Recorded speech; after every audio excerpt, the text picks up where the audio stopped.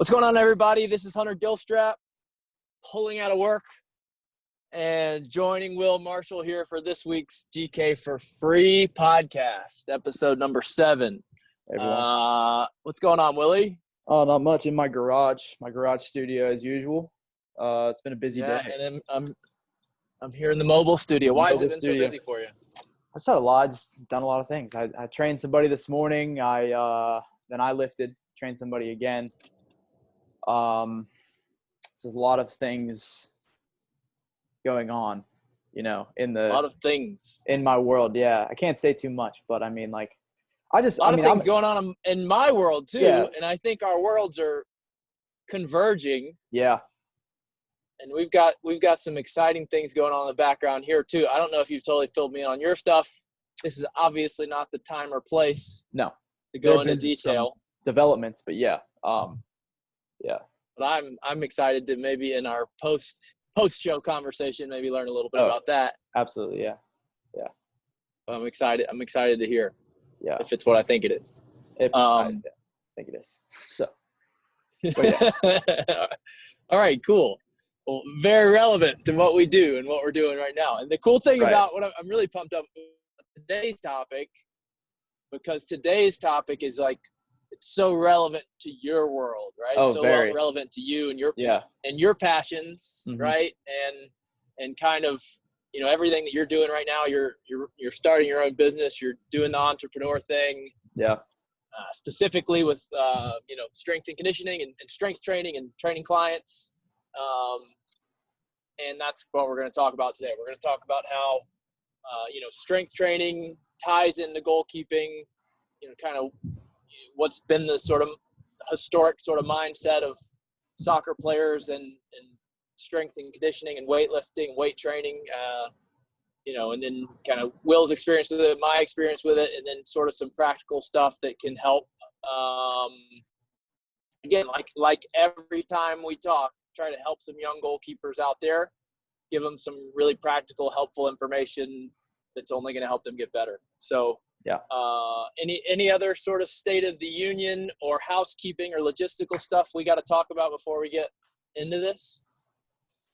I don't think so. I think we're good to go. I'm stoked. I don't know. I mean, okay.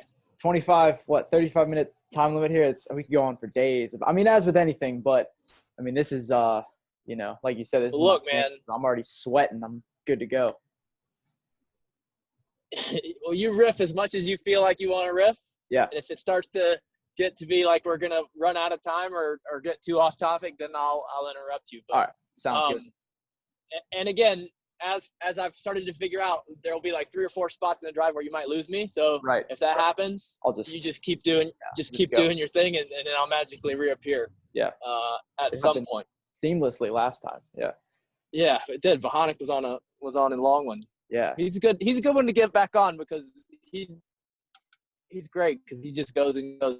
I think not worse, but comparable to me. Yeah. No, he knew it was happening. Like, I think he could tell that, like, you were cutting out, so he just kept going. Yeah. Like, I think it just worked that way. Like, he knew it was going on, so it worked out well. Well, good. Yeah, production quality value. That's not really what we're about here. It's about good information, passion for what we do, and trying to share that and help some of you guys. Yeah. So let's get to it. So we're going to talk about what does it mean to get strong? Why is getting strong relevant? What's it look like as a goalkeeper in current soccer world, culture, whatever you want to call it. So just kind of want to start off on kind of the soccer is such a weird sport. It has such a strange vibe. There's so many proper things, that are sacred to the nature of soccer. And I feel like when you talk about lifting weights, when you talk about speed training, when you talk the modern, more scientific approaches to training athletes, soccer has always been sort of last, to the party because soccer has just so many things that are just, the way that it's done. Yeah. Whether you're talking about warm-ups or whatever, and even just kind of the mentality of soccer players. And I think this is changing with with probably your generation and your generation's probably the first one that has been able to kind of come up as a soccer player, seeing it as not something that has to be separate from, the speed and strength and conditioning approach. And when I was coming up, I had the benefit, I think, of having a dad who was a football coach.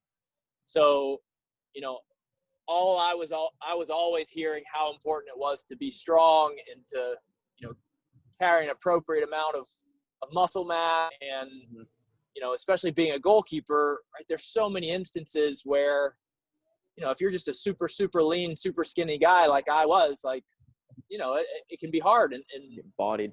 Yeah. You see it even at the highest level, some guys that are super lean, and that's okay. But, I think a level of strength and explosive power and, is only helpful. So you kind of talk about your sort of understanding of how you viewed it, coming up as a soccer player, and then, through college, and kind of where you're at and how that relates to, how soccer culture views, I guess specifically weights, because it's not necessarily, yoga and body weight trainings become very, very kosher and very cool within soccer. But let's talk about weights. Yeah. So, I mean,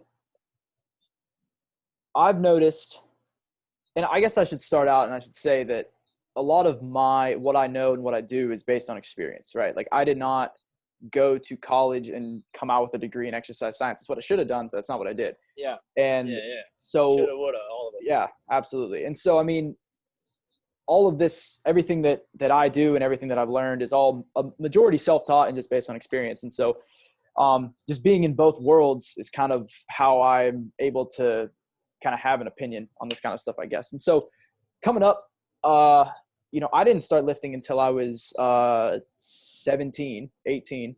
And that was just to start lifting. It wasn't necessarily to get better or have it supplement soccer per se. It was just to do it. And, as I kind of moved along, into college and stuff, a lot of the guys on my team didn't like the weight room. And I feel like that's kind of a common theme. That's the culture. Yeah, that's the soccer culture. It's like no heavy weights, no need to be big and strong, just, need to be a footballer.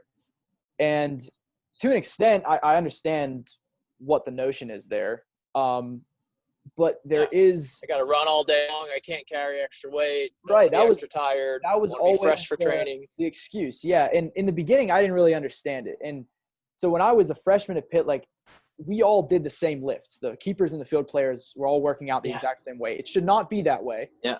But that's how it was. And from a strength coach whose background was in training football athletes, typically, and that's the majority of the strength coaches you're going to get, even as a college soccer player today. Yeah, chances are your strength coach comes from the football world. Yeah, absolutely. And so that tends to have an effect on what American football. Yeah, right. And so, more often than not, the guys, the field players would be talking about, oh, we got to do RDLs today, go light on the RDLs. And I was like, why? Like, for what? And I mean, I didn't understand, because I mean, obviously as a keeper, I'm not going out and running during training. There is a difference in how that heavy lift feels for a keeper, and then an outfield player that has to go cover 2 to 3 to 4 miles in training. And different energy systems. Yeah. And so I didn't understand that for a long time. And then later on, I started to, I don't know what I did, but I must have lifted, and then I must have went and played small-sided in the field. And I was like, wow, I don't feel great. And then I was like, this is what these guys have to deal with all the time. And so now, and then I kind of understood where they were coming from. But as a goalkeeper, I never had a problem with lifting mostly pretty heavy and then going out to training. It was never, it felt worse. And, I think I gained a lot of explosiveness, a lot of power from the lifts that we did. I mean, we were always doing a lot of squats and Olympic lifting, which took me forever to learn how to do. I'm still learning how to do. And, I think at the end of the day, the weight room should supplement your game. When whether you're a keeper or a field player. Like, it should not be one or the other. And I arrived at the point when I was kind of, I don't know, a couple months into my freshman year where it was a requirement to be in the weight room 3 to 4 times a week. And we weren't going to get out of that, and I understood that. And everyone, there was complaints like, oh, why do we have to go lift? Oh, we have to go lift. And I got to the point where I decided we're not going to get out of this. I might as well just buy in and see how good I can get. And so that was kind of how my journey with the weight room started. And then from there, I'm still doing it to this day. And I guess to round out that point, yeah, I mean, there's a way to do it where it should only benefit soccer for you. If it becomes another sport within, like, on next to soccer, then you're not going to get out of it what you should get out of it in terms of being a soccer player. Like, you're a soccer player and a weightlifter, which is what I was. And if you want to play soccer and be the best you can be at soccer, then it can't be soccer, weightlifting. It's got to be soccer's up here, weightlifting's down here to help propel you up for soccer. And you're in the tunnel. But, so, I mean, that goes, looking at, sorry, what'd you say? I'll give it a second.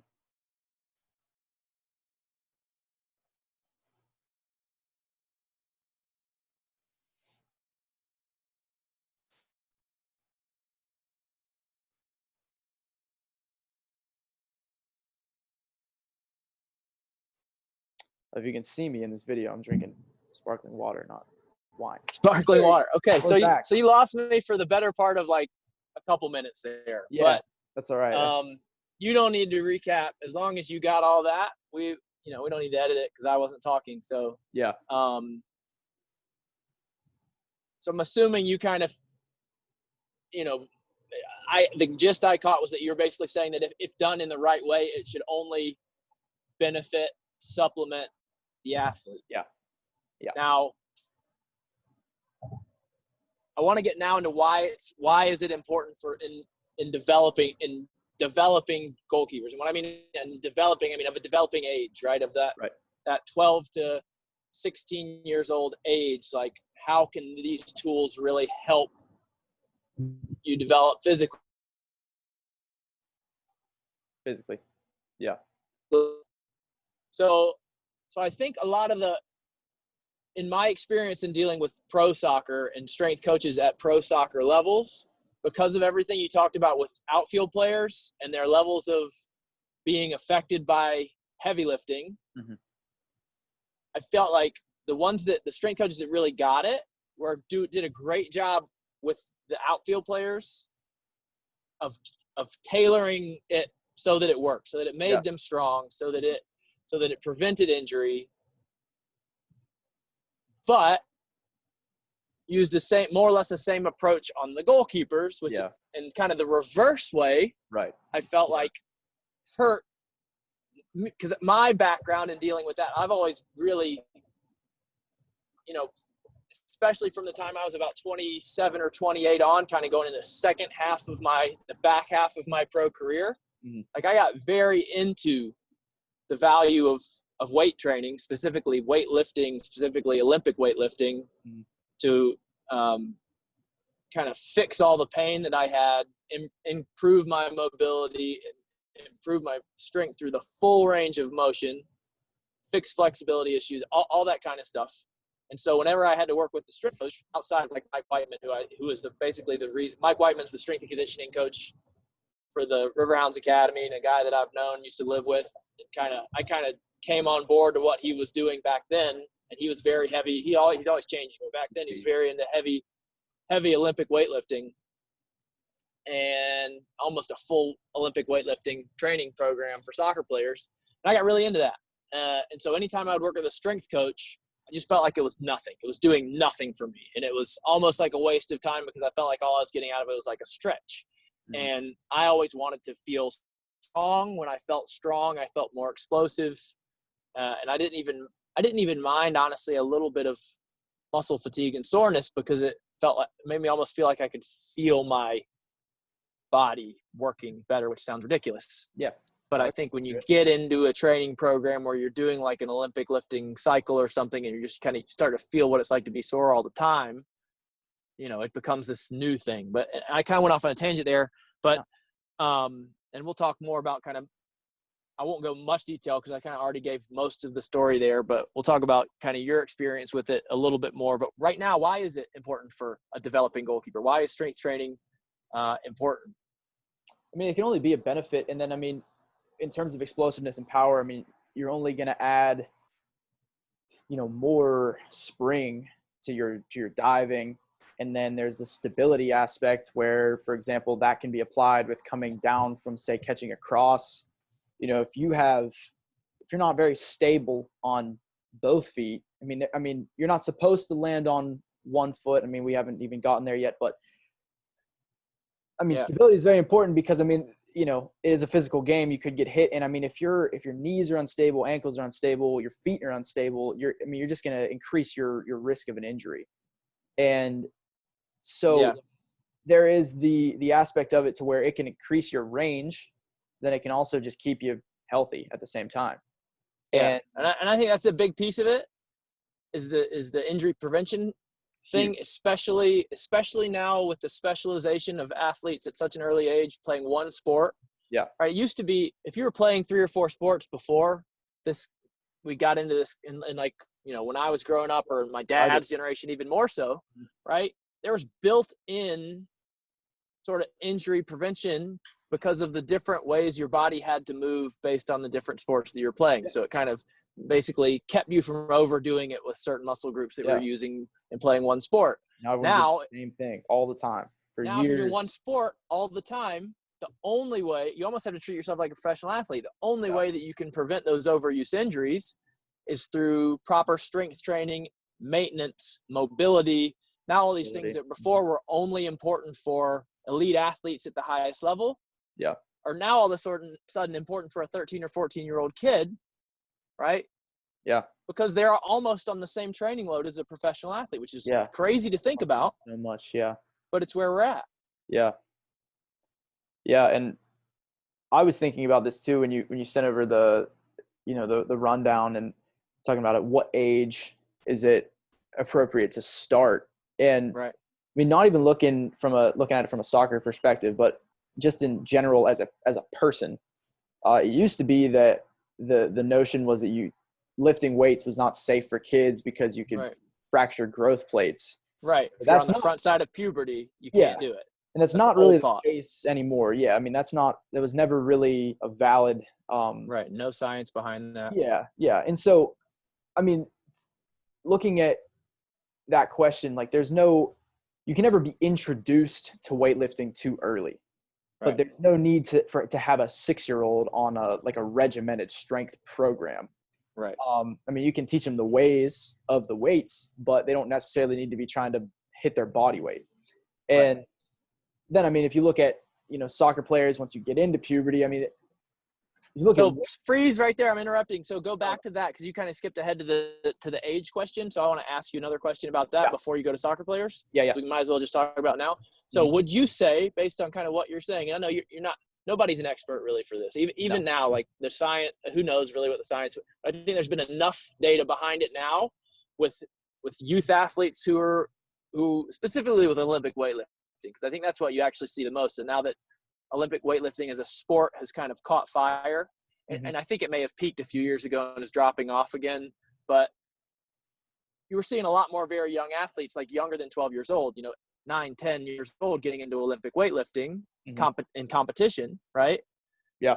And when we say Olympic weightlifting, we're specifically talking about what you see in the Olympics. That's clean and jerk and snatch, clean and jerk, right? 2 lifts, that's it. And seeing those athletes develop just fine, right? No damage to their body. I would even go as far as say you're probably going to see more damage to athletes who are into like gymnastics and sports like that early on than you are in weightlifting, which is almost kind of counterintuitive because everything in gymnastics is so body weight oriented. But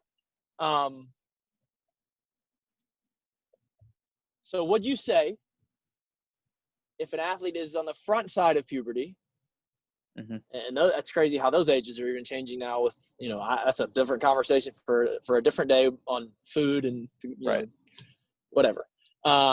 Would you say that it's safe to say it's okay if it's okay to use weights, it's okay to lift weights and sort of as a safe guide rule of thumb, as long as you're keeping the loads below body weight in most lifts, that's going to be okay? Yeah, I think If as long somebody as gets hurt, it's your fault? properly.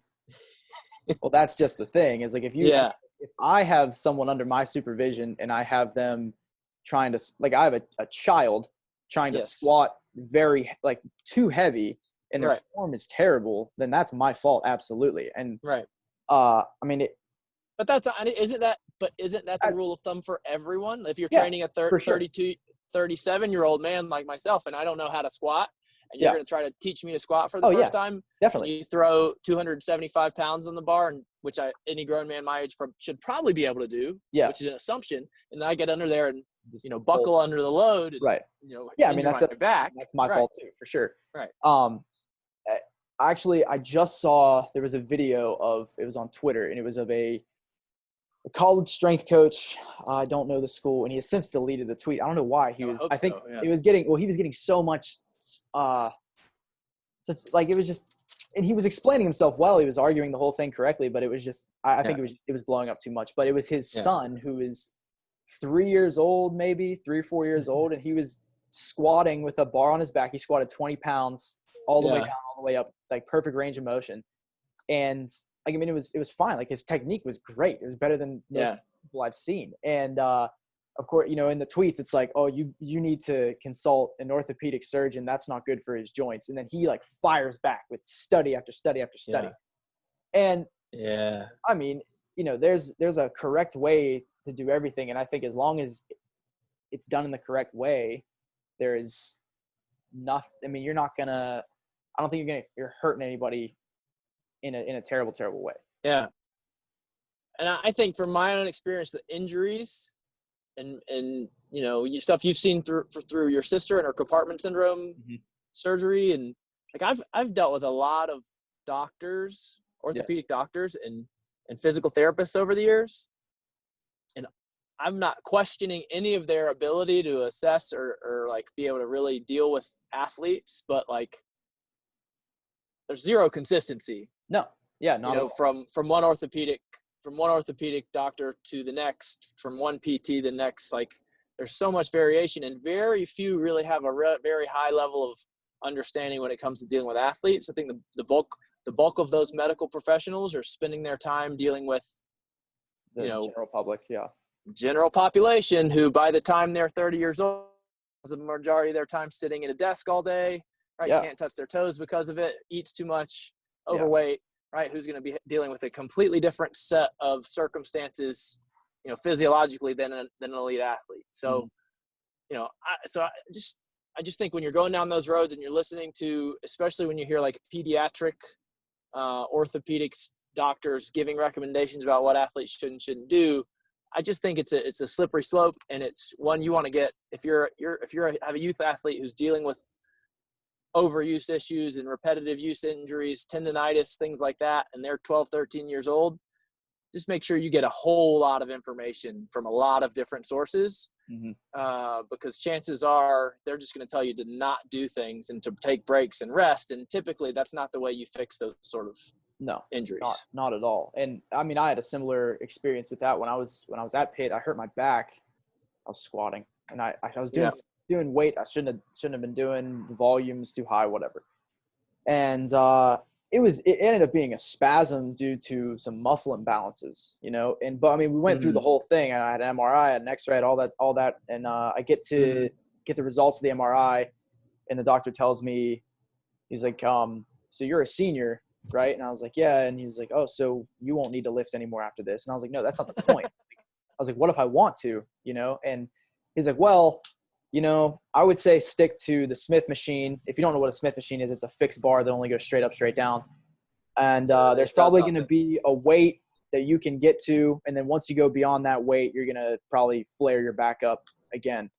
And immediately, I mean, I was looking around at everybody. I was like, you can't be serious right now, And That I've since proved that theory wrong. I mean, I've squatted heavier than that, and I haven't had a back issue since.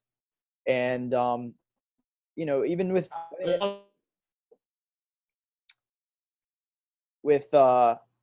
another injury I recently had, I was dealing with quad tendonitis from last year from lifting again. And I mean, I don't want to sound like I'm injured all the time, but I mean, it's just kind of part of the process. And when I went to physical therapy, I went to a physical therapist who does CrossFit. And that was big because, I mean, that's someone that understands the lifestyle that I have, and they understand the injuries I'm coming from, and they wanted to help me fix it, not keep me from doing it. And so that's very important, a very important approach to want from whoever you're seeing for an injury, regardless of.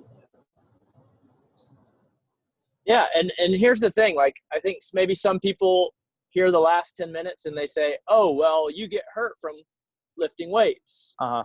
Well, here's the thing. Like, you get hurt from playing soccer. Yeah. Right? You get injured. If you play soccer all the time, you're going to have injuries, right? If you work out and lift weights as a means of supplementing and trying to prevent injury and get stronger, at points along that process, you're also probably going to pick up injuries from doing that, right? Yeah. But I think overall, in the big picture, so nobody wants to get hurt in the gym and then it's taking them off the field. No. But probably, if this is something that you commit to over the course of your athletic career, you're going to have injuries from both, right? Yeah. And hopefully they don't, whatever. But I would go as far as to say that across the board, you're going to have fewer total injuries. Yeah, absolutely fewer total injuries over the course of your however long it is you play and continue to do what you do. For the, four soccer injuries, and then I have 3 weightlifting injuries. Well, if I wasn't doing that weightlifting, then I'd probably have a whole lot more soccer injuries than those combined 7 or 8 injuries over that amount of time. And that's not science. It's not facts. It's just what I believe from my own experience. Yeah. And my whole thing was, I had a similar situation. At my freshman year, I ruptured a disc in my back through a similar kind of thing with doctors and experts, right? They tried to treat it conservatively, didn't know what was going on, lots of injections and all kinds of stuff. And then finally I got an MRI and they were like, oh, you ruptured your disc in your back. Well, we're going to have to do surgery on that because there's literally nothing you can do because there's a fragmented piece of your disc sitting on the nerve. We have to take that out. Had they just done an MRI in the first place, would have known, would have saved me all those really painful epidural injections. Long story short, that's my freshman year. They basically tell me to be so careful in the weight room, right? Don't lift heavy. Avoid all the stuff. When your team's doing heavy lifting days, you do lighter body weight stuff. And so I kind of followed that and didn't really do the heavy stuff and would, work out with the guys that were lifting the least amount of weight. And then my junior year, re-injured my back, different disc. So first one was L5S1, second one's no surgery required, but a long recovery process, injections, right? Long time getting back to normal. And, big takeaway was, hey, you're lucky here. This could have sidelined you forever, ended your career. So make sure you never lift heavy weights again. You never lift any weight over your head. You never squat heavy. And this was coming from a neurosurgeon who'd been an athlete himself. I think he was a hockey goalie and he'd done great surgeries on a lot of athletes over the years. And, basically because of that, a couple of years later, I get to play pro soccer and, 2006 season, 2007 season, 2008 season, 2009-ish season, I start to have knee pain, right? I start to have weird knee pain. And I think the longer you play soccer, most soccer players deal with this, some sort of patellar or quad tendonitis, right? And it's hard to figure out, right? You don't know why it's going on. A lot of times PTs can't really diagnose it. Your trainers don't know the cause of it. And I would go as far as to say that 95% of the time for a soccer player, regardless of goalkeeper or outfield player, that injury is caused by the common issue with soccer players, an imbalance of strength between your quads and your glutes and hamstrings, right? Soccer players, because of the nature of what we do, front sides of our legs, really tight, strong front sides of our legs, tight hip flexors, tight quads, and really, really weak glutes and hamstrings that are very prone to hamstring injuries, which is the obvious one. But the not so obvious injury that's so common in soccer players, and you go to every youth soccer game and you look around at those players' knees, and I guarantee you on each team from the age of U12 to U18, you'll be able to spot little bands going around the patellar tendons of those soccer players, because there's players out there all dealing with this, right? So I didn't know the problem, but I'd been told I couldn't squat heavy. Right. So finally I get to Pittsburgh, and I had 2 seasons there, and I'm not going to try not to go much longer on this. 2 seasons there in 2009 and 2010, where I had to spend at least half the time doing all of my kicking with my left foot, which is tooting my own horn a little bit, because I was taking goal kicks and doing all my kicking and punts and stuff with my left foot in game, right? Just fine. Everyone should be able to do it. If they have an injury like this, they don't have to sit on the bench then. But so finally I get to Pittsburgh, and I'm around this guy, Mike Whiteman. He's this intimidating guy. He's all doing all this stuff, and I don't really want to do what his stuff is. And he's not really working with the protein that much in that year. But after about a year, he's doing. So basically, I basically asked him if I could just kind of follow him around and do the training that he's doing, and that led to the first time since I was maybe in high school or before my big injury in college, to like, how heavy can you squat? How heavy can you bench press? Right? And that was the time where he was starting to get heavy into Olympic weightlifting, which opened the door to snatch, heavy clean and jerk, right? Heavy, like powerful, 1 reps, 2 reps. 5 reps started to feel like 20 reps because of that training. And I will go as far as to say, and I also was getting into yoga at that time. So starting to realize the value of that side of things. Moving off heavy weight through full range of motion, which was a concept I'd never even understood. Bench press, curls, squat to like a third depth, and go as heavy as you can. A nice football approach. And I think everything's improved since then. But so I drank the Kool-Aid with Mike Whiteman. We called him Whitey. I got strong through the full range of motion. And then from the time, so that was 2010, 11, through the time that I retired in 2016 at the age of 33, pain-free, feeling strong, feeling explosive, feeling more athletic than I ever felt at any point in my life, right? Because of that weight training. And look, I got so into weight training that I was probably weight training in season 3 or 4 days a week, and doing a lift on game days, because it was, a light lift on game days that, got me sweating, got my endorphins firing a little bit in the morning. And that became part of my routine. So short version of that is goalkeepers, I think, have an opportunity because of the energy systems and the fact that they're not out there running all those miles, to really dive into strength training and to not be afraid of lifting heavy and getting strong, as long as they're doing it in the right way. And I think full range of motion and mobility is the biggest important piece if you're going to attack strength training hard. Absolutely. Yeah. Sorry, rant over. What do you got on that? Any feedback? Comments, thoughts? Yeah, I think with the range of motion, for sure. I've always been big into squatting deep. I had it explained to me by one of we had 3 strength coaches over the course of my 4 years at Pitt, and 3 different approaches, I'm sure. One of the coaches, I always remember this, was just talking about how if you don't go to the full range of motion, you're essentially just getting weak at the bottom. And that's not to say you'll never use that range of motion outside of just a squat.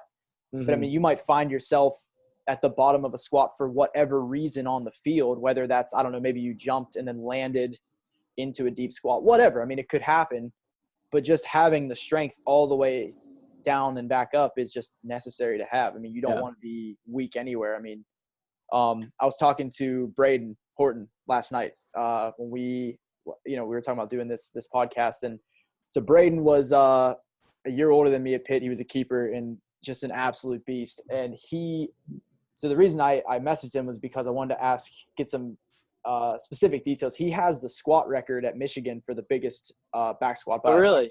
Yeah, he said it's at 450, 460, and he was Wow. weighing around 190 pounds at the time.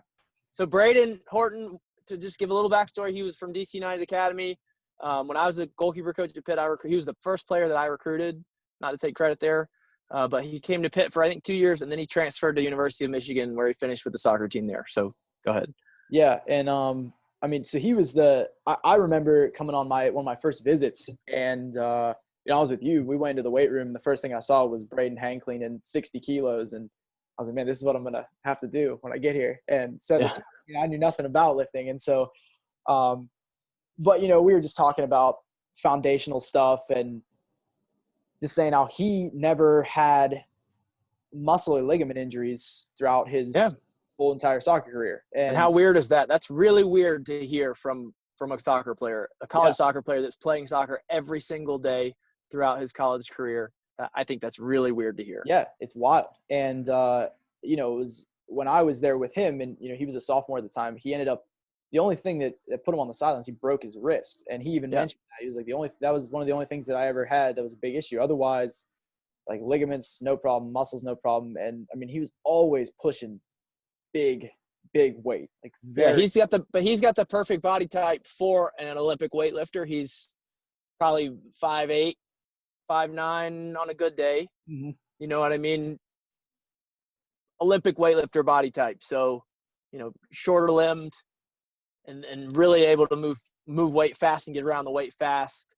Guys that are long limbed like me aren't really cut out for Olympic weightlifting as a sport, but still can be very beneficial. The movements are still super beneficial for what we're talking about here. Mm-hmm. Yeah. That was the end of it? That was that was about all I had. I mean, we were just saying how, No, but that's so cool because I've never heard anyone say that. And I've never known anyone that got into it early on. Yeah. Right? But to hear him say that he had never had a muscle issue, but I believe it 100%.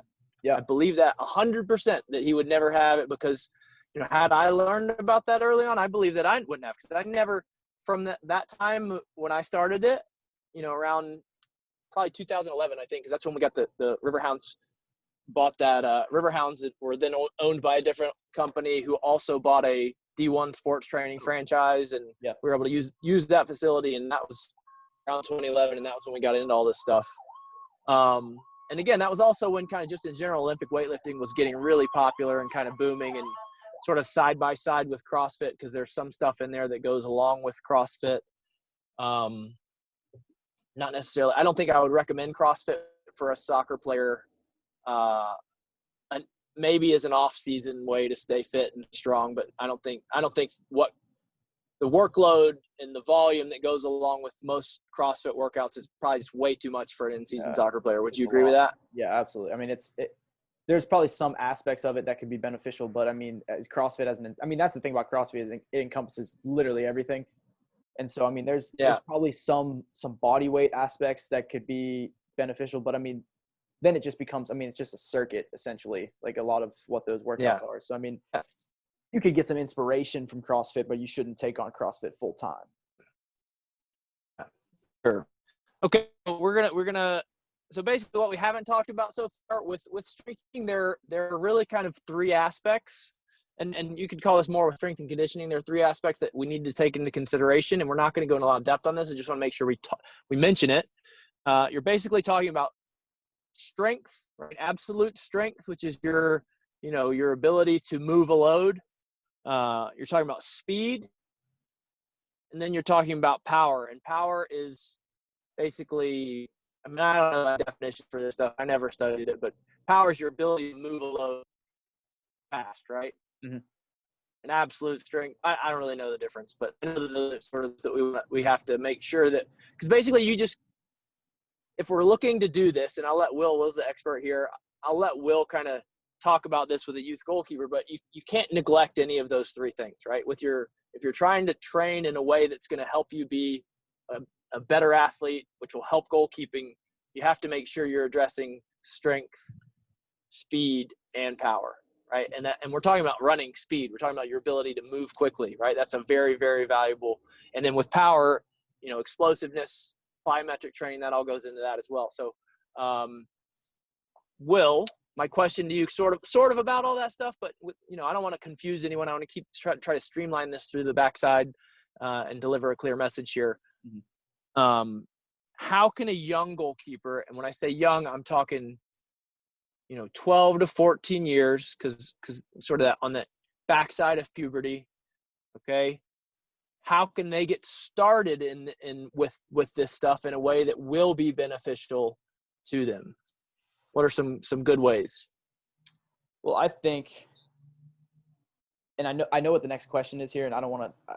I think I could kind of answer both at the same time. Okay, that's fine. So I'll go ahead and put it up. So that's his first question. How can a young goalkeeper get started? The second question is going to be, okay, so you don't have any equipment, you don't have a coach, you don't have a clue. What are you going to do? How are you going to find a way to start working on this stuff and trying to supplement your soccer, your goalkeeping? Go.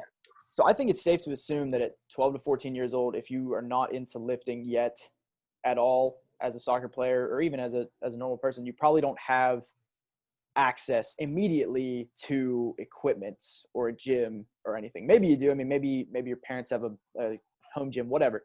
But assuming that that's not the case, I think, one of the best things you can do is just try to master your own body weight.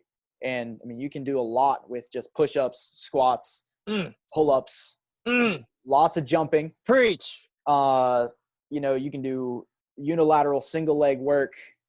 Dips. Yeah, there's so much you can get done. You don't need a barbell. Pistols. Yes. And it's all going to directly translate. And pull-ups are such a great example of strength. If you can bang out 15 strict pull-ups, like you're up there with 90% of strict guys. Everybody. Strict. Full hang. No down. Momentum. Exactly. Arms hanging. Yeah, so pull-ups became very important to me because we used to do the test every year. Everybody did max pull-ups in front of the entire team. My freshman year, I did 7, which was tied for the least on the team. And I decided that was never going to happen again. And so what I did is I had a door frame pull-up bar. I still have it. And Iron Gym. Yeah. They're not a sponsor. I would go in every day, just hang from it, dead hang, and do as many as I could all the way from a dead hang up to the top. And until I got – I think those are like $25, right? Yeah, they're not expensive. Pretty cheap. You just got to make sure you have a good door frame because I only have one in my house. I don't have a single one in our house that I can hang mine on. It's just sitting in the garage, unfortunately. And there, you can also you can build your own, which I did. I have one in my backyard. It was like $100. Got all this stuff from Home Depot. But regardless, I would go hang from the pull-up bar, and one day I would do three straight sets of 3 perfect reps. Once I could do that, then I would bump it up to try to do 3 straight sets of 4. And then if I would do 4-3-3, I'd come back and try to do 4 straight again. And then as I continued to do 4-4-4, then it was 5-5-5. Eventually, I got to the point where I was doing, just 2 weeks ago, I did 3 sets of 16 straight. And by my senior year at Pitt, I did 29 strict pull-ups. And so, there's no secret to it. You just have to do them, and you have to be disciplined about it. You can't go in there and think, oh, I'm going to look bad if I can't do 7 pull-ups, but you're going to do half range of motion. It's just not going to not going to help you as much, and so you got to or do the old salmon upstream kick. Yeah. And so, to go back to the question, as a goalkeeper that doesn't have access or is just getting started, body weight is a great place to start. Yeah. Because that's your foundation. If you don't have a strong foundation, if you don't have a good looking body weight squat, you probably shouldn't be getting under a barbell anyway. Yeah. And so where can and then so I want to be careful here because again, GK4FREE, like Will has his Martial Fitness business separate from GK4FREE. He had that before GK4FREE existed. I love Will so much. I want him to be part of GK4FREE. But look, Will has that. It's his business. It's how he makes money. We're not doing this to plug or promote Will's business, right? But he does this, and he has programs that he puts out there. They're not free, but you can check that stuff out too. But in addition to Martial Fitness and what you offer there, where can goalkeepers find good information out there about this stuff? I know you know. I didn't prep you for this, but I know you know. No, I mean, I do Where's the know. good stuff? Where can they Yeah. find it? So there's some great accounts out there. Squat University is a great one.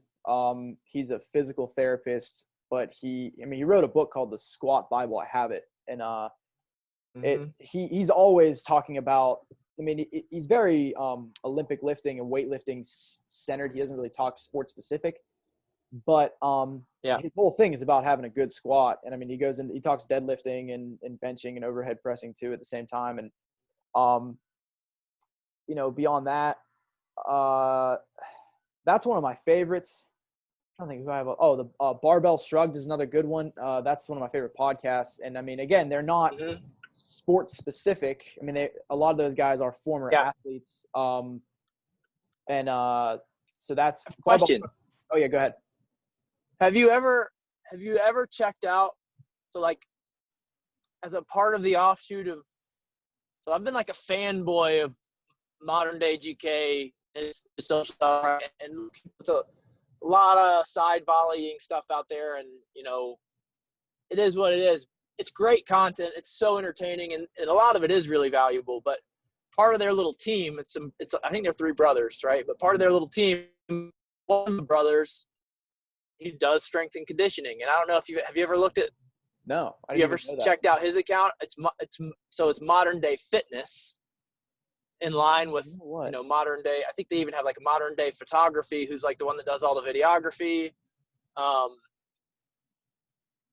What's really interesting about that account is the bulk of the stuff, and he shows a lot of the stuff that is specific to soccer and especially goalkeeping that he does with Lee, the modern day GK, but so like his just work with general clients. Like he's a trainer, and he just works with general, and people in the population doing kind of what you do. And a ton of his stuff is all based off Olympic weightlifting. It's based on all these things that we've been talking about. So, I just think there's so much value in it because of the strength through the full range of motion is the path to, avoiding overuse injuries. And if you want to learn, you'll find these things. You'll go find this information, and you should follow. Absolutely, you should follow Will. Will, I don't know that a ton of what you put out is necessarily instructional in nature. Yeah. You're doing your programming, which is super affordable. And again, I'm even doing one of Will's programs right now for the first time. I haven't done a regular training program probably 4 years. I think that's what I put on my social media accounts, last week. And I'm in week 2, and I'm busy guarding to make sure I lift in tonight. But I'm loving it, man, and it's good stuff, and like it's really affordable and you're really accessible. But again, not a commercial for Will. It's just good, and there's a lot of other good stuff out there. No, that being said, actually, I mean, so on Instagram, more often than not, I post what I'm doing. But right. I mean, the DMs are always open, and I mean that by, you don't necessarily have to go and buy a program. I mean, any questions regarding stuff like that, like I'm always receptive to people asking, whatever it is they want to know. Absolutely. And whether I'm not, I mean, if I can't give them the information they're looking for, then I can definitely help them find it. And so, right. I mean, it's like I said, just send a message if you have a question or anything like that. So I think we wanted to kind of close out with what we're doing now. That's all I'm doing now. It's October, so Will's doing if you know anything about training, and he's doing Squat-tober, which is just crazy, overloaded, super strong program that I don't think I would ever do. But tell us a little bit about Squat-tober, and then we'll get out of here. Yeah. So, I don't even know how I stumbled upon it, to be honest. I mean, I heard people call October Squat-tober before. It was never something that I got to participate in because that was always the season. And then, so there's an app called the Pen and Paper Strength app, which is on Instagram.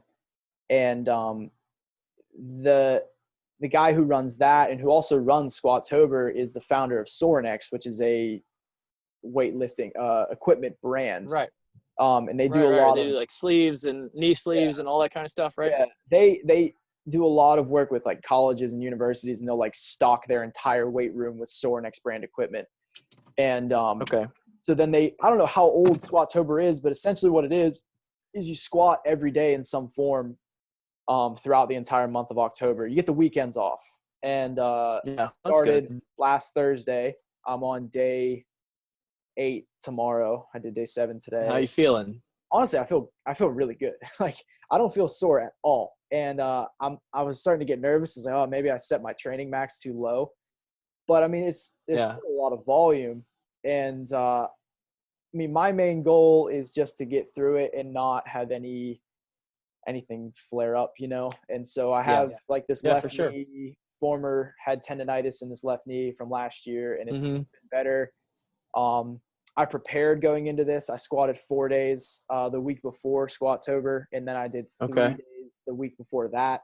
So I really tried to like ramp up the volume before I just shocked myself and went straight into it. But it's really good. I mean, it's not all squats either. Like the beginning is always – so far it's just been back squats, and then tomorrow like there's a lot of benching involved, and then there's always some accessories. And it's a lot of fun because, I mean, it's all over Instagram. And so everyone's tagging that app, and then everyone's getting their stories reposted. And so community. It's very cool. big community. It's what everyone's going to be doing with GK4FREE in like in like a year. Exactly. All the time, not just 1 month a year. Yep. Well, that's good, man. I'm excited for that for you. I wish I was a little less busy and then could, you know, get into this stuff a little bit more, but it feels good to be training again. Yeah. My body, I just don't like the feel. At least I'm not getting fat, but I don't like, even worse, I don't like the feeling of like losing muscle mass and feeling like I'm getting skinny. Yeah. That's a body issue thing for me. Not probably because my dad was such a football guy. He was like, "Oh, you need to be 200 pounds," when I was coming up, and I could never get over. My playing weight was always around like 185 to 188, and it would, no matter what I did or how big I got, one off season I got to like 198. And it was such hard work, eating so much food and lifting so much. And as soon as preseason started, like 2 days into preseason, I'm back to 185, like all gone. Do you know what I mean? So gaining weight. Your body's always gonna. Your body's always going to kind of, once you're at a regular training schedule for soccer, but just because of the nature of the sport and your workloads, your body's going to trend back to your normal size, like your normal weight. In general, you have a body set weight. And I've read a lot about that recently. I didn't even know it was a thing, but I mean, you get used to being at a certain weight and your body works to maintain that, and it can be hard to get out above or below. Yeah. But it's so good. So I think the takeaway there is, right, don't be I think the big thing that soccer players are always afraid of is like, don't be afraid to go lift because you think you're going to get too bulky or too heavy. Won't happen. If you're training for soccer, if you're playing soccer 4 days a week, you know what I mean? You're not going to be able to do that. You're not going to be able to bulk up like that. And we're not saying you need to do strength and conditioning, weight training every single day.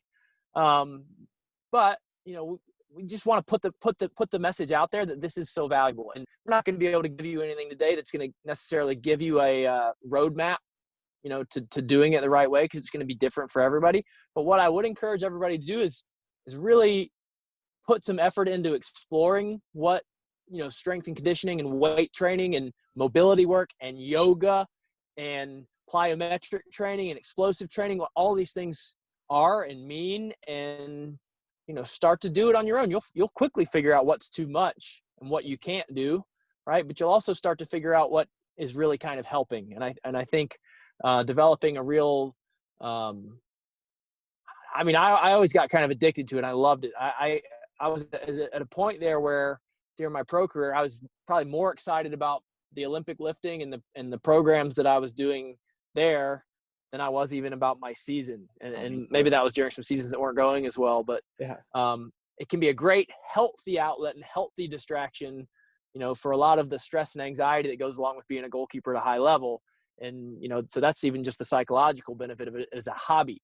So there's a lot of value in it. I think if you're not doing it at all and you're just opposed to it, your body is going to break down soon. For me, my body started breaking down, you know, into my mid to late 20s as I was playing, and had I not gotten into it, my career would have been over. So I give Mike Whiteman a ton of credit for, and we'll tag Mike and as we put this stuff out there, because we're talking about him a lot, and he's still posting all kinds of good stuff all the time. I give him a lot of credit for my career going as long as it did and feeling better physically from 27 to 33 than I did from 18 to 27, which is kind of crazy for me to think about. But so that's about it. That's all I want to get today. I got to get out of here. I've got lots to do because I'm home now. Will, any kind of final thoughts on this? Just looking at the bigger picture in terms of life, I think establishing some knowledge in this area is only going to be beneficial, and this is a whole other topic that I could go on for years about, but like I'm very for being active and getting out. Like personally, for me, it's not so much that I feel better after I work out, but I feel normal once I worked out. I don't feel normal until I've done something. And so I think that's what they call addiction. Yeah, it could definitely be it. It's a very addictive thing. I mean, everybody once they've done it for so long, it's almost like you miss that initial feeling of like getting bit by the bug. But I mean, regardless of soccer, it's still it's great for you, and it's only going to be helpful down the road. Strong don't break. So strong don't break, baby. All right, guys, we love you. This has been GK4FREE, talking about stuff we really like. Man, it was a fun one. I used to be really into this. If you saw me on the street, you wouldn't know it, but maybe I can get back there. So we hope you liked it. We will see you guys out there soon. We're going to put out some more content on our video, on our socials, and get some more tutorials going and continue to provide you guys with really good stuff. All right. We'll see you guys soon. All right. See you, everyone.